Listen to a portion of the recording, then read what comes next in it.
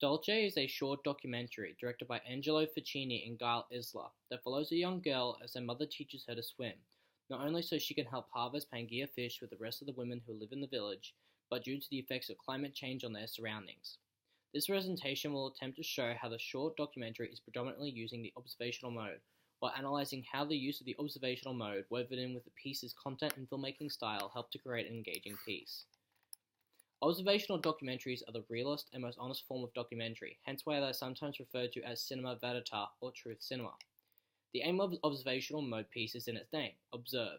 The filmmakers and by extension the viewers are watching and observing, hence why observational modes take a fly-on-the-wall approach, having the camera remaining relatively out of sight of the subjects being filmed, creating the idea of a natural piece that hasn't been staged.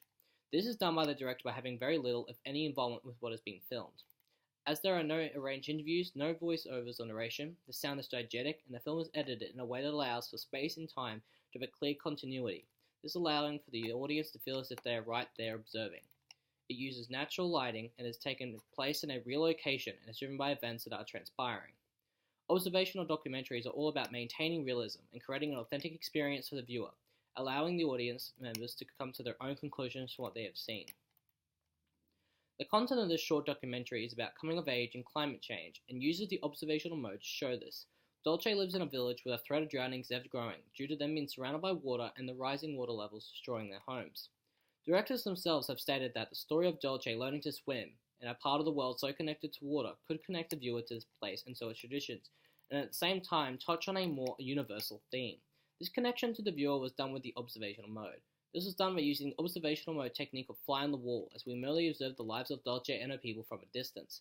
This is corroborated by One Lee Moon, who states, observational films require only the subject of the film to be there in front of the camera. This is corroborated by Nichols, who states, the concept of a direct cinema is that the best way to see truth is to view it without any involvement or influence, to be a fly on the wall. In doing so, it fits with the observational mode's goal of maintaining realism and creating an authentic experience for the viewer. The documentary uses scenes such as Dolce crying and attempting to swim, and by her mother harvesting shellfish to show this. Fitting in with this is the lack of interview or narration, corroborated by the director themselves, who stated that we did not want to sit people down in front of a camera and do interviews.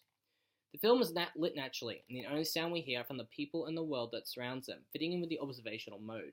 Dolce, her mother, and the other members of the community we meet are real people, not actors of any kind, and Angelo and Galea are not actor characters within the short documentary. The content of the documentary, while about climate change, doesn't outwardly state it, making the viewer interpret what the piece is saying themselves, which is corroborated by Silvio Carter, who states, it concerns itself with the fluidity and ambiguity of actions, presented without commentary, allows the spectator to think and draw their own conclusions and interpretations. It is worth mentioning the ethical issues of the observational modes, and regardless whether or not the filmmakers have a right to just observe, instead of comforting Dolce, or even helping the women harvest the shellfish. It never happens in the short documentary, but it is at least interesting to point out that as an observational mode, if Dolce fell and began to drown, would the filmmakers jump to save her immediately, observe for a while, or purely just observe, which shows the potential ethical issues of the observational modes. Regardless, the content of this short documentary showcases how it is an observational mode, and the content allows for a real, authentic view on these people's lives and struggle through the content. The style of filmmaking used by these two directors helps in creating an engaging piece, and uses the observational mode to show this. Camera shots such as wide and mid shots tend to be the most commonly used shots. It is an observational documentary, and these shots allow the filmmakers to be the flies on the wall. These shots also tend to show us Dolce watching her friends swimming in the water, which she fears, but is also becoming a greater fear due to the climate change in which the audience is seeing, which makes the audience invest in her. This is corroborated by Dan Deitzer, who states, a scene can be placed into short, long shots, or medium shots to allow the audience to move gradually into the heart of the scene.